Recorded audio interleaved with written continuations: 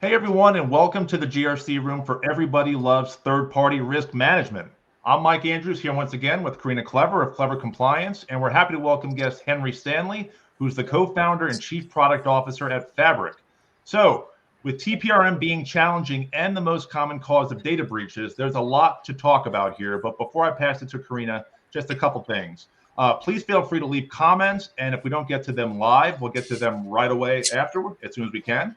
And also, if you haven't already, please check out the GRC Room YouTube channel and consider subscribing. On there, you'll find this webinar, all the other ones we did, a bunch of clips, and more. So without further ado, let me pass it to Karina for a brief introduction, then we'll learn more about Henry. Fantastic. Thank you. I'm Karina with Klever Compliance. We are a compliance management as a service provider. We work on all kinds of GRC initiatives and establish centers of excellence, and in that falls vendor assessments and vendor management programs. We're really heavy into combating tool lard these days, and including third-party risk management assessments, of course. And we do all kinds of things, right? Incident management, change management. We do RFPs. We do all kinds of governance, risk, and compliance related projects. So, Mike, will you go ahead and tell us some background about Henry? Well, I already mentioned he's the chief product officer at Fabric and the co-founder. So okay. Henry, hey, thanks for joining us today. Really good to have you here. Mike, Karina, thanks for having me. Yeah. We have a couple questions for Henry, and then we'll get into questions, and we'll kind of bounce it back and forth between Henry and Karina, and then I'll weigh in if I somehow have a wise thing to add. Probably not going to happen, but you never know. Okay. So Karina, if you want to go with the first question. Yes, absolutely. So Henry, thank you so much for joining us. So how did TPRM become your primary focus? Yeah, I appreciate that. And again, thanks for having me here. Glad to be connected and discussing TPRM. So I've spent my whole career in GRC in various forms, one or another. So I've spent about 15 years or so building and scaling GRC programs, security and infrastructure products for technical teams. And along the way, I had the unique and delightful opportunity to spend a lot of time in a GRC program that had a lot of challenges with third-party risk. So experiencing firsthand at companies like Clear and Spotify, some of the challenges around onboarding large vendor populations, running due diligence workflows, collecting the data that you need to actually establish trust in your third parties, and then continuing to monitor and manage that relationship over time, and seeing really firsthand just how frustrating that experience was. I mean, I've been through spreadsheets, different platforms, BYO or kind of like DIY tools. And all of it has different variations and flavors of challenge. And, over time, I came together with two other partners and co-founders to really zero in on this challenge around third-party risk, which is it's not a single player game. And I've seen it be attempted to be solved as if it were one. And the key to make third-party risk improve and to improve enterprise trust is very much to take a collaborative and more connected approach that is more empathetic to the partners that you need to develop across the aisle, so to speak. And that's why we founded Fabric. And just to give you a brief context on what Fabric is the data connectivity layer for the B2B trust ecosystem. So very simply, we make it easy for third-party risk teams and customer trust and assurance teams to connect and collaborate, to share and exchange the data that they need to more effectively conduct their workflows within the TPRM and customer trust platforms that they already prefer and love to use. So very much about also reducing tool bloat, tool lard, and kind of optimizing and enhancing the existing tool chain rather than trying to build yet another point solution for each of those end users. So that's how I came to focus on TPRM. It's a really exciting and dynamic space. Really kind of keen to dig in on some of the questions that I think we have to talk about today around why it's so challenging. Yeah. So with the companies that do come and use the Fabric platform, what's the top reason that they want to, or why would a company want to? Like the big reason? Yeah, I mean, there's two reasons, and it's for two kind of distinctly different reasons. The first reason is, if you're a third-party risk team and you have a vendor population anywhere north of 50 to 100 vendors, you're typically, already to start with, typically a little bit underfunded, understaffed, and you're trying to make do with the tools that you have.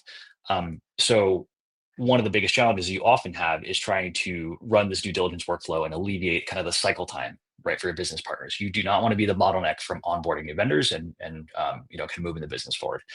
One of the biggest bottlenecks is very much around the acquisition of the right data and the right context about that vendor, so that you can then start to actually assess and uncover the risk associated with that particular vendor, that use case, and then continuously monitor that over time. That data acquisition challenge is exactly the reason why a TPRM team would partner with Fabric and connect us to their preferred TPRM platform to integrate data collection from across their vendor population within their existing TPRM toolchain. Other teams on the supplier side, on the vendor side, are finding that connecting their preferred trust center or assurance source of truth actually gives their existing data asset that they've already invested in for proactively offsetting inbound security reviews. It gives that asset superpowers. It connects it to a distribution channel that plugs their data directly into the workflows that their customers know and love, and often reduces the need for that customer to even send them a questionnaire, and provides a faster path to that assurance and ultimately unlocking the deal.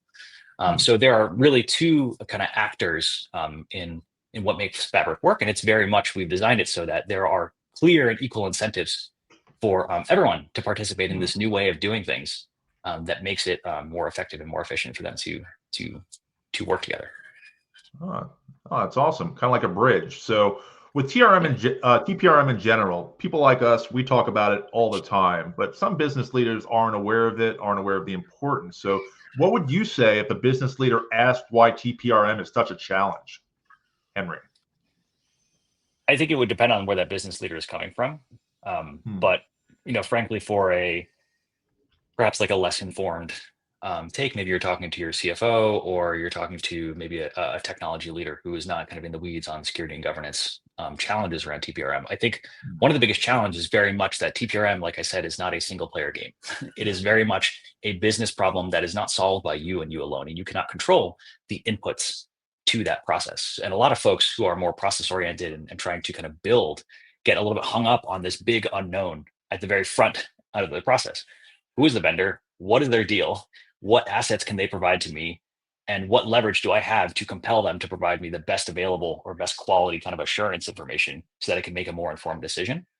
And then marry that up with who the heck knows what my actual teams are internally are even doing with this tool, this service, this product offering, right? So there's a lot of unknowns, and a big part of those unknowns are uncontrollable unknowns, and that gives a lot of people anxiety. So Fabric exists to help alleviate and reduce some of the unknowns on that input perspective, to give folks kind of more confidence in, like, okay, here's the known world of stuff, and we now know kind of what our SOP is to deal with, you know, that world of stuff, but at least we have fewer unknowns to deal with. So I'd like to add on to that, you know, those requirements and those, you know, for the companies that go out and send all of the vendors the same exact questionnaires, you know, at the core, they've forgotten data classification, right? So the vendors who are handling your most important data really need to have a different set of questions than those vendors who have very little to no impact to your operations and your most important data. And that liability, right? We have this very clear cliff where you can go and proceed with this vendor assessment all day long, and do all the right things. I mean, very recently I received a company had no other external audit entity, but they say they did have a PCI. So they sent me a PCI report. I open it and it's blank. And I write back and I say it's a blank PCI. They resend me a different file. We did this like 3-4 times, finally got on the phone with her. I open up my screen and I scroll down to the page where the instructions are over. I think it's like page 9, and all of the fields are blank. And she was horrified. She goes, you know, we've been sending out this very document for 3 years. I guess no one's ever opened it before and actually looked in it, because everybody's accepted it as PCIs received. So this checkbox compliance attitude of receiving these documents and not actually diving in, you know, this is where our cliff and drop off begins, because even with the SOC 2, subservice organizations are excluded, which means that if you are sending your data to a vendor, even if you've received their SOC 2, you have zero visibility as far as what happens to your data when they use their subservice organizations and pass it on downstream. And again, I'm going to come back to data classification and how important it is to know where your golden egg data is. It's so, so critical. So I'm really hoping that Fabric is a platform that can provide some visibility into that. Yeah, I appreciate that. And it's funny that you mentioned that scenario. I have heard from multiple CISOs on completely unknown from each other say that they will put in like joke answers to responses to security questionnaires and just see if someone comes back with anything, and they've never gotten anything back. They never have, right? Right. It's just like it's absurd.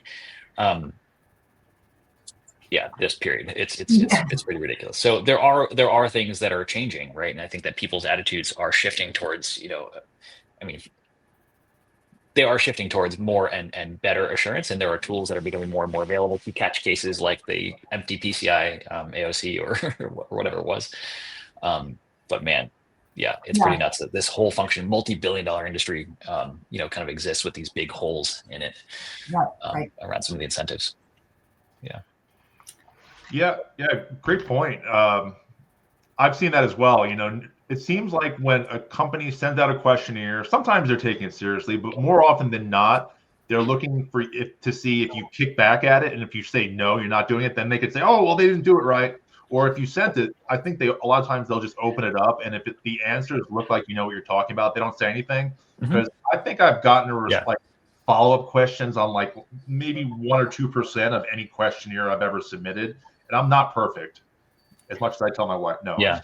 Well, I mean, if you want to unpack like the reasons, I mean, like, look, like we all know this, that like third-party risk is very much a checkbox function for a lot of reasons. It's very much, I think it's a product of the regulatory environment that we're in. It's a product of the culture that has grown up around that, and the incentives that are clearly laid out in front of us around, kind of what it means to check the box versus actually demonstrably reduce risk, right? It's expensive and unknowable in a lot of ways.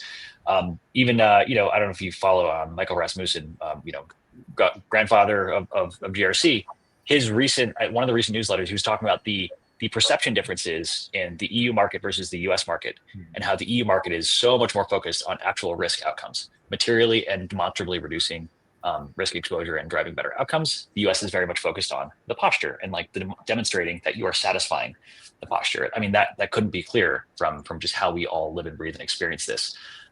At the same time, you have to kind of wonder, like, what is the game you're playing? Like, are you going to fight the game that you're playing, or are you going to go play a different game? And that's kind of just up to the player.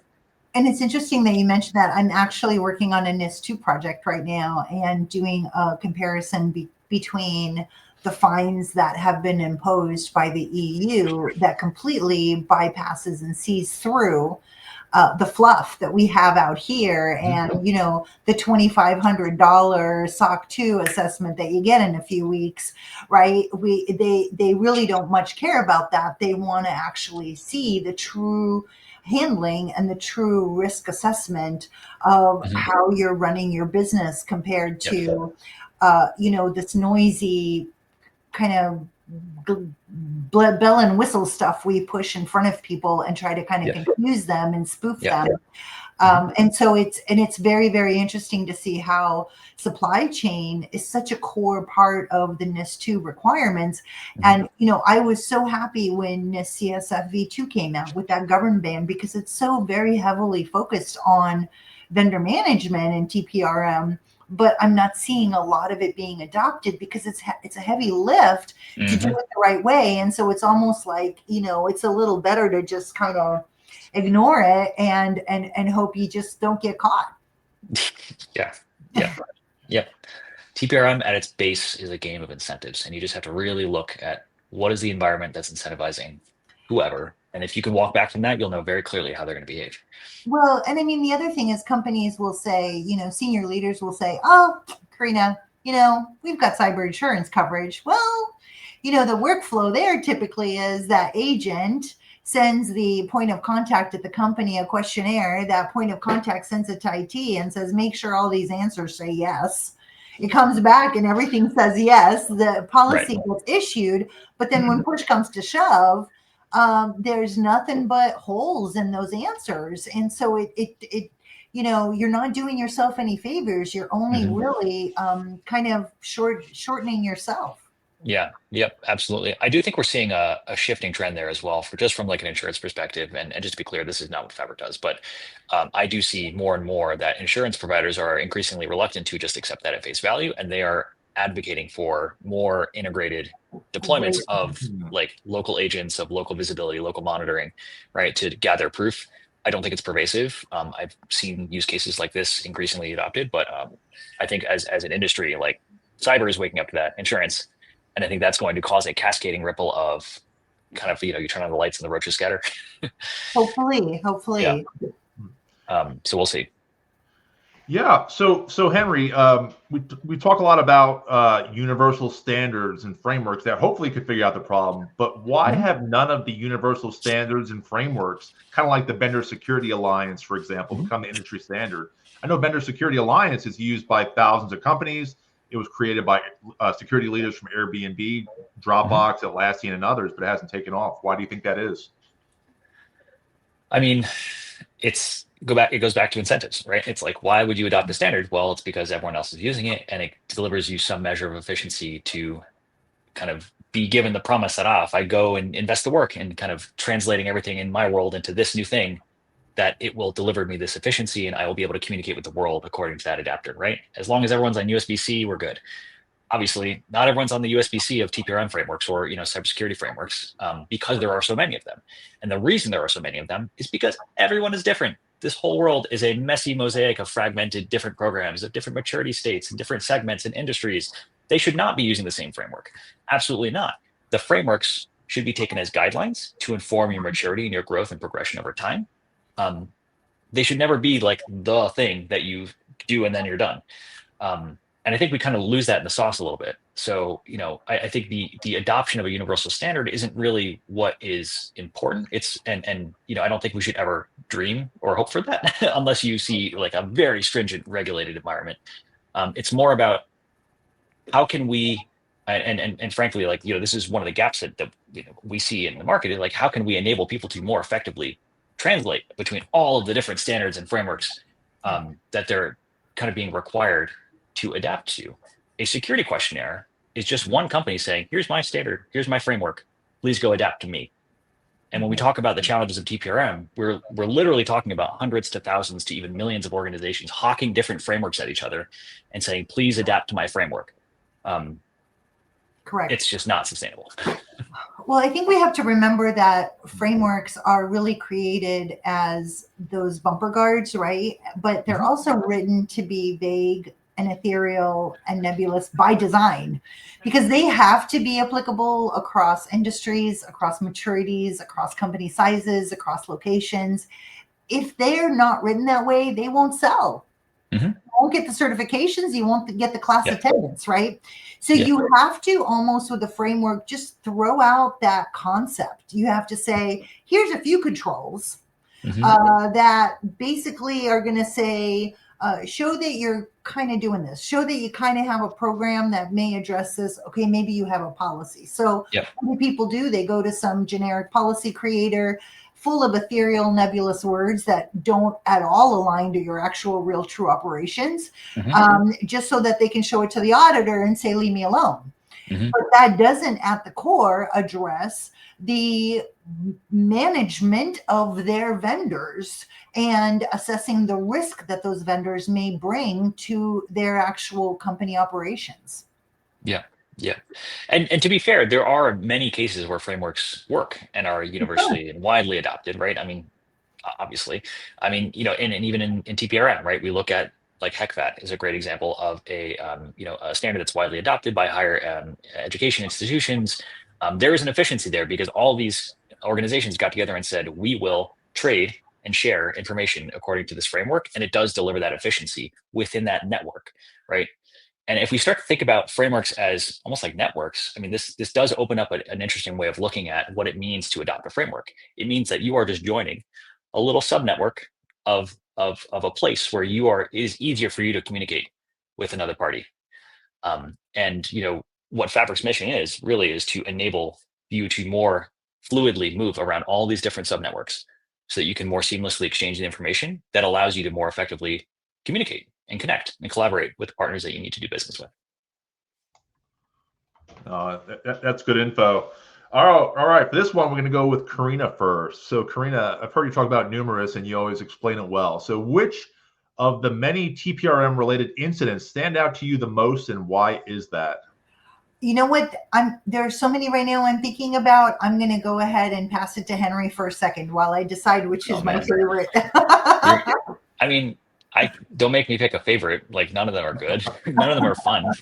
I mean, look, what I like to do whenever there's a major incident or kind of risk event like this is I try to look at the root cause, and I try to understand, why did this happen, and what's attributable from a supply chain perspective, what's attributable from a first party failure perspective, and what can we learn? And what we've learned from a lot of these incidents, SolarWinds, MoveIt, Okta, Support, I mean, kind of you name it, is that there is a supply chain failure often that cascades and ripples across your network codes of kind of third, fourth, fifth parties of vendors. And the challenge that apart from actually remediating, like identifying, containing and remediating the actual issue, the real challenge becomes a cascading effect of communication and coordination, and just understanding what is going on across my network of suppliers and what can I do about it and where am I exposed. And one of the patterns I often see is that communication is very challenging during these events. There is an avalanche of these one-off security questionnaires that are just like, were you impacted? Were you impacted? Were you impacted? Like, tell me what you're doing about this. Like, and this, it's just noise. It's crazy. And it's very one-directional. It's very, scattered. It's very fragmented. So, when I look at these like kind of risk events, I look at, why is it so challenging for teams to understand, recover, and communicate around them? And it's largely due to just understanding and containing the actual issue itself, and dealing with the cascade of supply chain issues, relationships down their supply chain.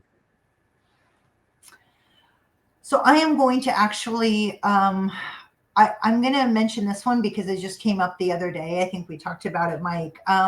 So back in the day, there was a huge company that was doing a laptop refresh, and they hired a company to upgrade their equipment. I forgot who that was. They basically, now this company that they hired went and it was a subservice of theirs who got a trash bin, and backed it into the loading dock of this massive skyscraper. Yeah. And the company that this company hired, so now we're 2-3 removed, took all of the old laptops and dumped it in this bin, in this dumpster. Yep. And then people found out that all of these laptops were there, and collected all the laptops, and basically got a hold of, this is executives' laptop, proprietary information, customer data, financial information. This was a financial institution. Morgan Stanley. Yeah. Bank account information. So, I really like those breaches. I don't like any of them. I'm more interested in the breaches that kind of come at you from left field, where you're like, wait a minute, this ought to be like a legit provider, right? The HVAC guy at Target ought to have been like a legit provider, right? And so when you as a company are operating and are working with these legit providers, you don't stop to think about doing a risk assessment on them and figuring out and digging about those questions of, what are they going to be doing? How are they going to be accessing your data? What are they going to be doing with your information? Yeah, that's a good point. The term Trojan horse comes to mind, kind of like in the movie Troy, when I think of TPRM and like SolarWinds incident that Henry brought up. Because in that one, it was an update server that got breached because it had like a simple password. And you might think that's some back-end non-production thing, but obviously it's production if it sent out updates to 18,000 organizations around the world. And if we're thinking like a threat actor, like, how can I hack 18,000 companies? Well, I can't. Well, why don't I just go ahead and hack SolarWinds, who has probably root level access to those 18,000 companies? And then if we think like that, it's easier to stop it. So Henry, are there any interesting TPRM related experiences that you can share, something you've been through? I mean, from like a vendor assessment perspective, or like a Just anything TPRM related. Yeah, I mean, one of the ones that I was going to share that I already told you was the just the fake answers in the security questionnaires. I honestly wish I did some of those when I was responding to them and could have seen what had happened. I didn't have the gusto at that time. Yeah, I think some of the most interesting experiences that have really informed me about kind of like perspectives that I hold today are really around the responses that I get from vendors, and I've seen vendors deliver to different organizations and also different kinds and scales of organizations depending on their request from a third party risk perspective. So, for example, when I was at Clear, we were running. It's a smaller organization, still about 1,000 employees, 500 million to $1 billion in revenue. So not small potatoes, but definitely not a major financial institution. We would often get told in very unkind terms to just like kick rocks. You say, like, we'd set a questionnaire. It was in a spreadsheet at the time. Obviously, that's no fun for anyone, but at best, we would wait for 2 weeks to get a response, and then we get a response. It'd be trivial and kind of deflecting. And then after some like teeth pulling, we get something like, a few documents in an email. And then you compare that with, the response that you get at some of the more major organizations, larger financial institutions. In some instances, vendors will bend over backwards to satisfy them. I've also seen the opposite. You'll have some of the biggest banks in the world getting told to kick rocks because their particular vendor doesn't see that the ACV of that particular relationship is worth it for them. And they're not going to get logo rights to, put, Bank of America or whatever on their website. So like, what's in it for them? And it's just really been eye-opening to just see like how human nature plays out in these very real situations where people just don't want to do the work, right? The work is a pain in the butt. It's distracting from all the other stuff they have to do. And we've built these walls. They've designed these workflows to just deflect and push off and stave off, the work. And that's that tug of war around who does the work is like a big reason why I'm sitting in front of you here today. So I actually want to give a shout out. If anyone knows anyone at MUFG and their vendor department, I want to give them a shout out. They publicly came out a few years ago and said, we will not do business with any vendors who do not disclose their subservice organizations. And I'm seeing a lot of that secrecy and that shrouding that happens. So it's a matter of taking that posture and that stance. So my favorite story is one that happened a few months ago. I received a SOC 2 for a national health-related insurance company. We all know the name. And the SOC 2 was published by we all know the name, global auditing firm. And the it was crazy. Like, I reread it, I don't know, 27 times just to make sure I was like not like hallucinating like an AI. So I kept reading it, and they had epic access control fails. I mean, one after the other. There weren't any reviews. There wasn't any least privilege permissions. It wasn't role-based access. There was no segregation of duties. They didn't check for, elevated privileges to the need for that. They didn't get any approvals for elevated privileges. They failed at the physical access controls. I mean, one after the other, after the other, after the other, after the other. And I kept reminding myself, this report I'm looking at is probably a $200,000-$300,000 report, right? That this company paid for. And the management reply to all of these fails said, we don't have time. Eat sand. But at the very top of the report, where the auditing firm actually issued their opinion and their kind of summarization of the audit, it reads, we were here at this date, these are things that we found. And then there was 3 pages of, here's some epic fails for access controls. This failed, this failed, this failed, this failed. 3 pages. Fail, fail, fail, fail. Everything access controls. And then it had this magical line that said, but because of this, we decided to just exclude access controls from this report. And because of that, you're good. Congratulations. Here's your SOC 2. Have a nice day. And I'm sitting there going, no, really? So I couldn't understand where's the accountability there, right? Like, is that a the board member at the company receiving the SOC 2, should they have said, no, wait a minute, this can't be right? Should it have been the auditing firm saying, I can't issue this because, but look, they're getting paid, right? So they're going to give them a report anyway. So they just decided to go through this audit and just exclude the tough stuff and issue the SOC 2 and just say, we're good. Have a nice day. Any opinions on that, about that, Henry? Any opinions on that? I mean, that's nuts. It's like, it's the everyone's like, SOC 2 is so flexible. It's amazing. It's an attestation framework, right? And like, but you get instances like this where they're playing by the rules, and that's exactly the outcome.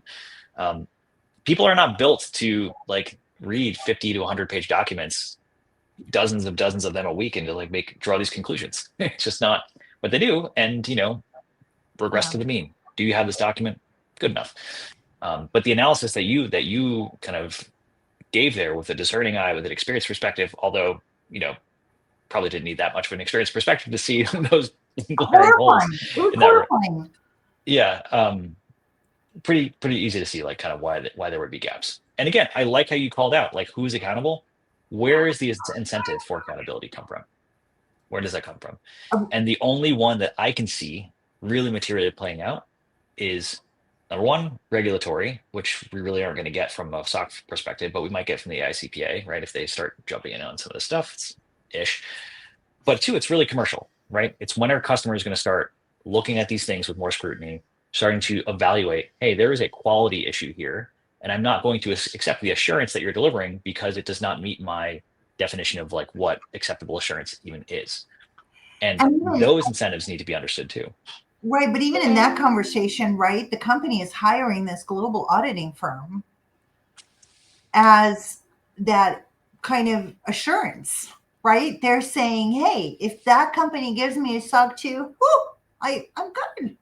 Because look, they'll say that until their customers start pushing back on them and saying that's not acceptable for me. But I mean, look, if you're talking about, this is a health insurance provider, right? This is a health organization. Mm-hmm. There's no level of look, down their supply chain or down their, their customer base, right? There might be larger organizations that they're contracting with, but it really comes down to where does that incentive come from? It is a chicken and egg problem.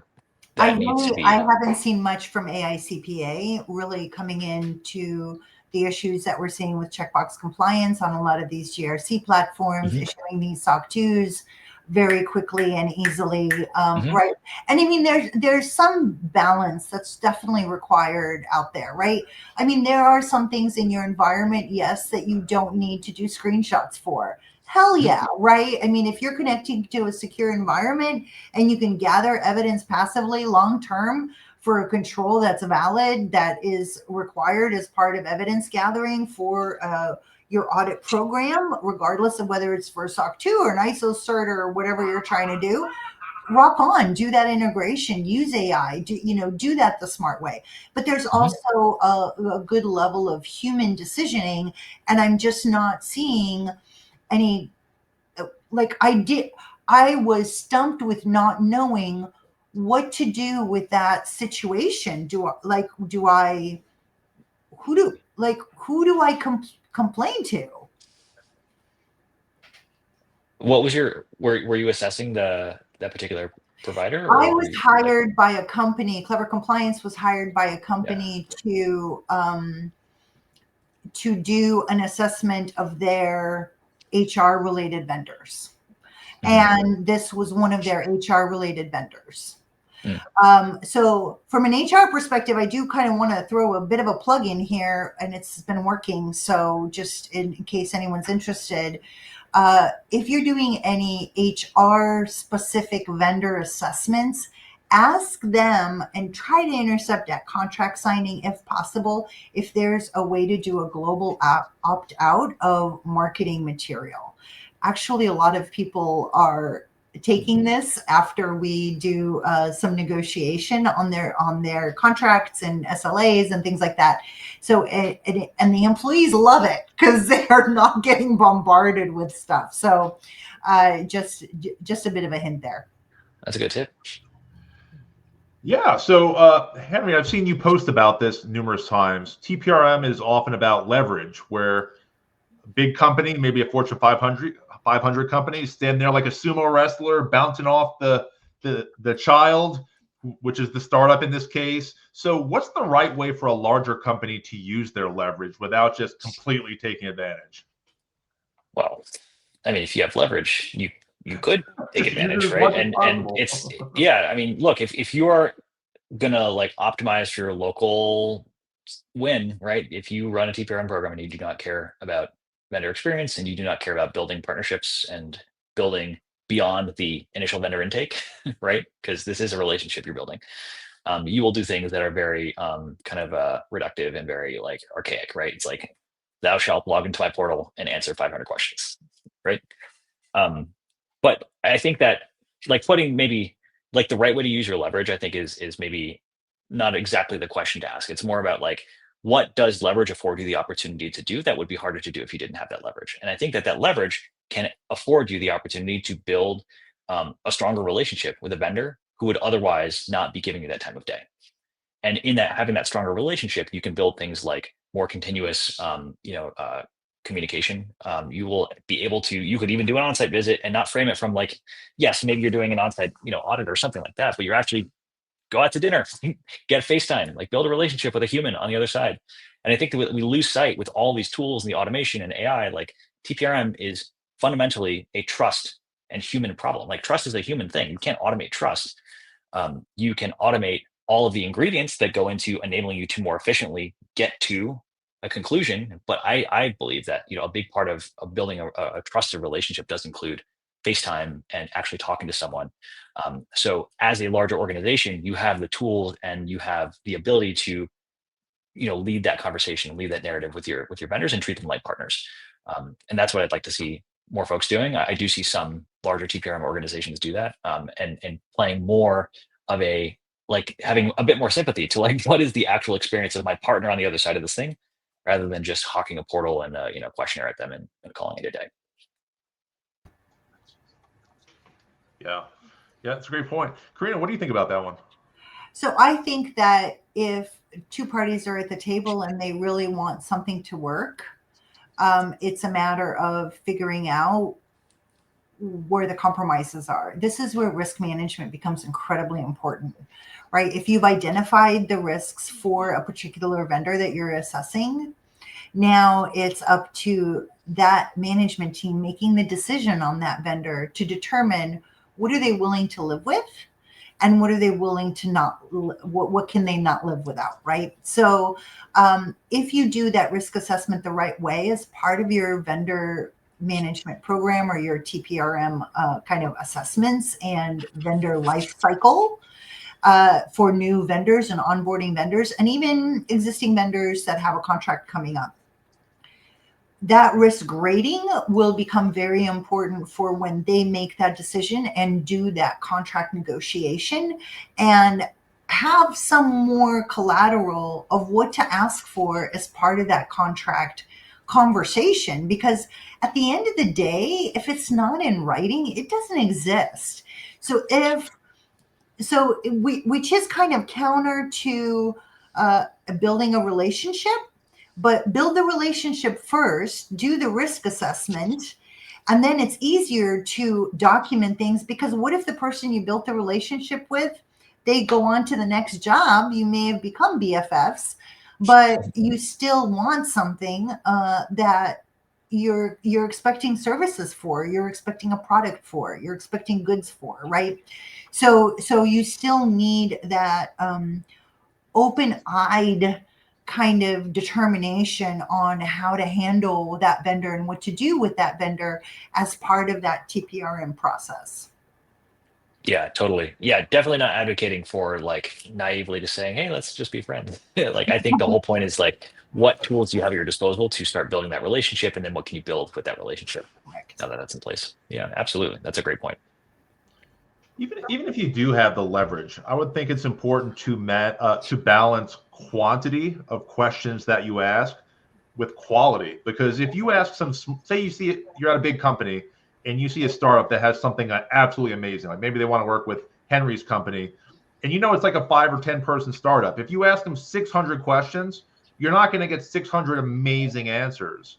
Maybe if you lower that down to like 100, 120 questions, and then hold them accountable for giving you great answers rather than just one sentence that sounds somewhat functional, everyone will benefit because you're doing meaningful work. Rarely ever will doing more work that's meaningless help anyone, right? I don't know, Mike. So You should see our trust center. So Karina, let's flip the script on this one. Let's think from the perspective of a startup now. So what tips do you have for a small SaaS company interacting with a much larger TPRM team that might be using their leverage against them? So, I think build the relationship. I think show your efforts, show your work, right? It's the teacher that, don't just give the answer, show your work and show how you are putting efforts in place. Start with your data, show how you've classified your data, you've controlled your data, reassure them of what's going to be happening with your data. And I do recommend transparency instead of hiding. A lot of people grew up with the thought of, never say anything and, don't volunteer any information. And in some cases that's legitimate and that's a good concern, but really, making sure that to build that relationship and to show that continuity and to show that you have a handle on your own operations is very, very important for when you're trying to satisfy the requirements of a larger company. It may take some sort of a certification. I will always prefer an ISO 27001 over most anything else. It's a universally accepted certification. It's a lot more fluid for appropriating to your actual real true operations. Please remember that with frameworks, if it has 100 controls and 37 apply to you, that's okay. Right? It's called something, we call it N to the fourth. Now, next, near, never. You take your initial set of controls and you say, these are the ones that apply to me now. These are the ones out of that set that are going to apply to me next. These are ones I'm going to do near my 3 to 5 year. And then there's some that are actually going to be in the never column. And that's okay too. Right? And you have to show your logic for that. But with some of these tools so if I have 100 controls, 37 of them apply to me and I implement all 37 of them, some of these tools will show that 100 control gauge, but it'll show that I'm only done at 37%, which means that I'm at an epic red fail, but I'm really not. I'm really at 100% compliance. So this is where the optics become very dangerous, because if you can show that you don't have an actual need for some of the controls, you just have to explain compensating controls or explain the logic why you accept the risk for not having that control. Move on. Don't spin up in things that don't apply to you. There's no reason for it. Yeah. What do you think, Henry? Yeah. I mean, totally agree with everything Karina said. I mean, look, Fabric is a startup and we've gone through almost exactly that journey where, even for some of our earlier customers, very, very large enterprise TPRM teams assessing us before we really had much of a security program to speak of, right? A huge benefit for us was simply building that relationship with the business champion, right, who we were working to bring us in, as well as with the TPRM team itself. Fortunately, given the nature of our business, they're often the same group. But the working with the TPRM team to help even educate them around, what they're asking, how relevant is it, given our posture, our use case, the integration into their business, and then building a story together around what their requirements are for success and for the right level of assurance, and then showing them, here's what we have today. Here are the gaps we acknowledge and are very transparent about the gaps, and here's our remediation plan over a period of time. And we're going to continue to build trust with you by showing you we're going to keep hitting those milestones. And you'll see this is not a one and done assessment for you. This is a relationship, and you'll see over time that we are delivering on our promise of tightening certain controls where we might have been either deficient or not applicable at the time, and we've grown into them. And using that to our advantage, frankly, and being able to kind of build that one-to-one relationship with the assessor. That does not scale for a lot of teams, but early on in your journey, you need to invest in things like that don't scale, because that will set the tone and the foundation for how you continue to do business going forward.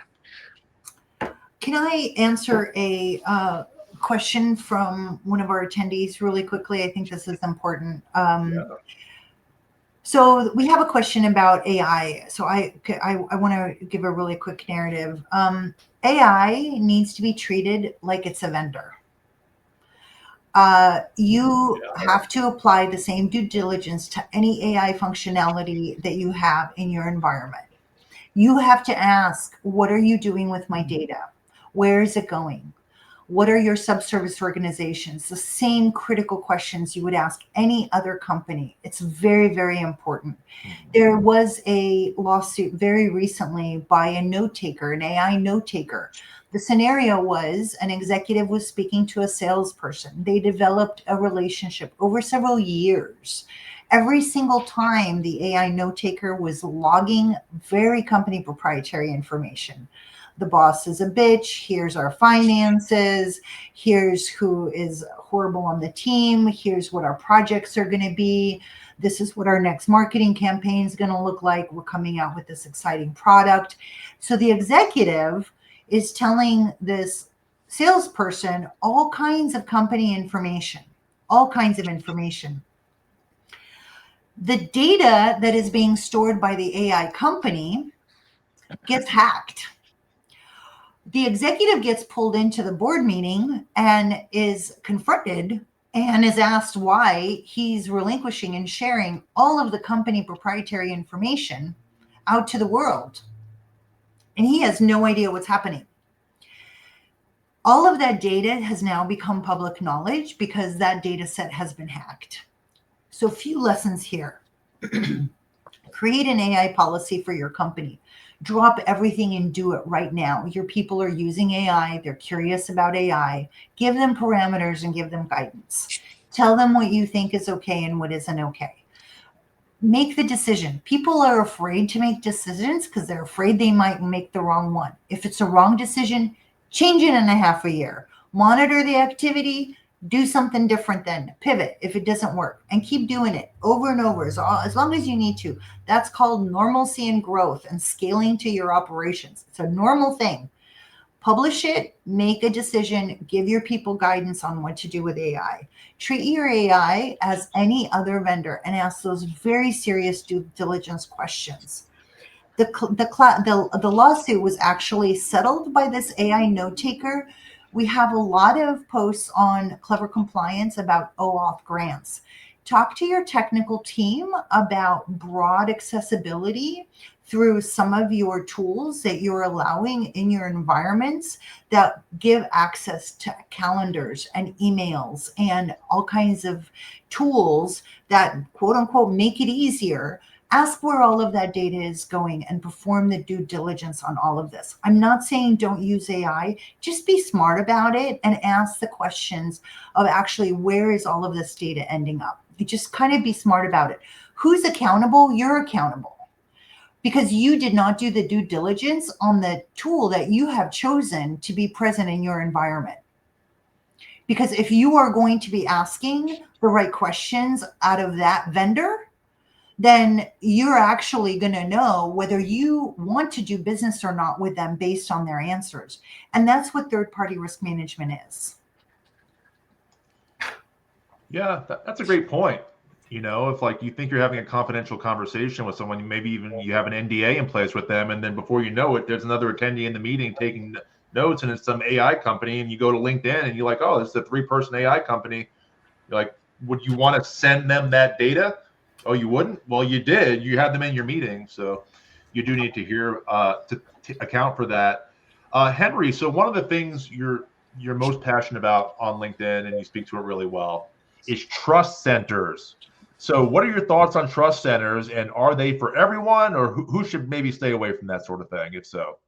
No, trust centers they're for everyone. I mean, look, I think trust centers they're a relatively new-ish invention, right? The past like 5 or 7 years or so, like people realized, hey, we're getting asked the same questions again and again and again. Let's like kind of consolidate that and see if we can kind of, you know, nicely nudge people to self-serve that information or politely tell them to kick rocks, depending on, if we're Salesforce or Amazon or something. And that caught on, right? And certain platform providers really productized that and made a really awesome business out of it. I think trust centers, when I look at them, what they represent really is this kind of awakening around proactive assurance is a good thing for my business, right? It's kind of like flipped on the switch around connecting GRC to revenue. Trust Center is the forward deployed perspective of your program, being able to kind of like tout its efficacy or at least existence and say like, hey, if you do business with us, we've got a thing and it will help you feel good about doing business with us for XYZ reasons. Here are all the badges, here are all the blinky lights, depending on which Trust Center you've got. And all of that tells a really great story from a revenue perspective. So it has been a huge unlock to drive investment into GRC for those reasons alone. And whether or not you believe in the blinky lights and the underlying quality of the SOC reports, the fact that there is increasing investment in GRC, I think is a good thing because it's leading to better security outcomes. Are they for everyone? I do think that I really do think that they're for everyone. I mean, maybe not for physical service providers as much. Like, does the janitor servicing Target need a trust center? Probably not. But for the vast majority of companies that are doing business and need to build a repeatable motion of providing assurance, it is a great forcing function to get your house in order.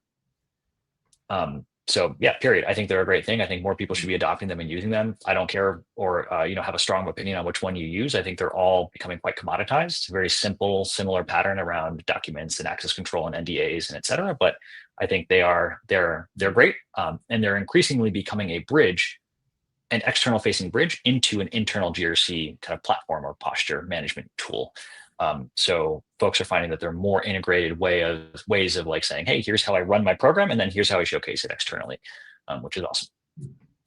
Where there are gaps still is how you get that data into your customers' hands. And I will leave it at that. I like how you said forward deployed. You mentioned bridge. That's really good ways to look at it. And it's also somewhat like a FAQ section, right? For security. Like if a bunch of, say you have a bunch of clients, prospective clients, they can just go there and get the answer. That's less work for you, and they're going to build confidence in you quicker. So Karina, what do you think about that one? What are your thoughts on trust centers? Is there anyone that should maybe stay away from that other than the janitor company? So I'm gonna throw a little bit of caution to this. I think they're incredibly useful if they're there for the right reasons. Meaning, I really do have these controls, and I really am wanting governance, and I really am following good security practices, and I really do want to make it easier for you to get information about me.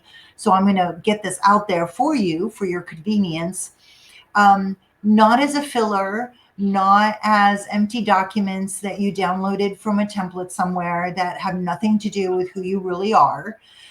Right? So they must be representative of, again, your true operations. I keep saying true operations because we get so stuck in framework language that they're not really a reflection of what we do at our companies many times. That's the first thing. I think the second thing is, please don't put any company secrets up, you guys. Please don't. There are some products that you may use that have known vulnerabilities. Don't put that out there. Just don't do it. Be really careful with what you disclose publicly about some of your technology, what your stack looks like, some of your partners. I don't think it's anyone's business. If the information that you have actually provided is insufficient, jump on a call. Hey, share screen. You know what? I have this question about, something in your architecture, or maybe something about your perimeter security, something that didn't make sense in what you had in your trust center. Can you elaborate on something? And I'm sure the person who architected it and took the years to build it is going to be more than happy to share it with you after you've signed an NDA. So find that balance between, not putting stuff there just for the noise of it, just to show you have stuff up on there, not hiring that auditor for $2,500 just to put a logo up there full of emptiness that doesn't really have anything to do with your true operations, and not disclosing too much. I think it's a good balance. I think it's a great model. I think it's incredibly useful. But just again, be careful with what you put out there. Yeah, that's a great point. It definitely is the balance. So we're running low on time. We're on the last question. For this one, we'll go with Karina first. So for a newer company that's looking to excel at TPRM, it's relevant to that this hypothetical company. What would you tell them? How can they do that? Look at your existing contracts, set up 4 tiers for your vendors. The 4 tiers are nothing to do with my data, or my true operations, touches some of my data, but not the most important golden eggs, touches the most important golden eggs, or the vendor that will never, ever reply back to one of your questionnaires. So these are your big ones, right? Which means for that last one, you're going to do your own assessment that you would have used for the one that you're going to send out to the person that, or the company that touches your most important golden eggs. Answer it yourself first, send them the gaps, try to track that down.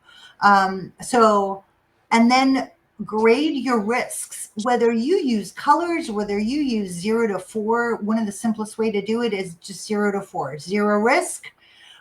4 is the highest risk. You have 10 questions. If you come up with a 40, it's a high risk vendor, right? I mean, look at your contracts and just try to refresh that life cycle. Yeah, good info. Henry, what do you think? Yeah, I mean, look, Karina nailed the fundamentals. I mean, you need to get your inventory, you need to segment that inventory, and then you need to figure out like why that segmentation is relevant to whatever you're using that vendor for, and then deploy a thoughtful but clear analysis of what what you're going to do about it, to understand what you're going to do about it. So I think that if you just kind of boil it down to those core steps and don't overcomplicate it, don't try to implement any crazy tools or go nuts with continuous monitoring. Just knowing what your vendor population looks like and really understanding that, and going into like the Google admin console and figuring out where everyone's SSO'd into, right? Just do that, and you'll be amazed at like how big your vendor population is, in addition to the contracts that you already have. And then one more thing that I just came recently across, a company had connected an API to a vendor they did business with 8 years ago, but the contract had termed and the relationship had lapsed 5 years ago. The API was still on. That's dedicated service. You're not only taking care of the customer, you're giving them 5 years extra. Yeah. Right. And that was proprietary data that was getting shipped off. So do that homework check when exactly what you said, Henry. Yeah. Look, there are a lot of different ways you can go about like kind of discovering the shadow IT, the kind of latent API connections, the configuration, backend configurations that kind of may pipe into other stuff. That's I would call that level 2 or level 3 TPRM. I would say nail the fundamentals, but definitely look at the known potential kind of hotspots for where a lot of that connectivity could be centralized, right? Yeah. My tip would be, it doesn't have to be all or nothing. Like if you're a brand new company and you're thinking, oh, we don't have the bandwidth for this, we'll just do nothing for now. It doesn't have to be that. There is a way to look at, to get started in this area. For instance, say you're considering working with a SaaS company. On their website, it says JP Morgan's a customer.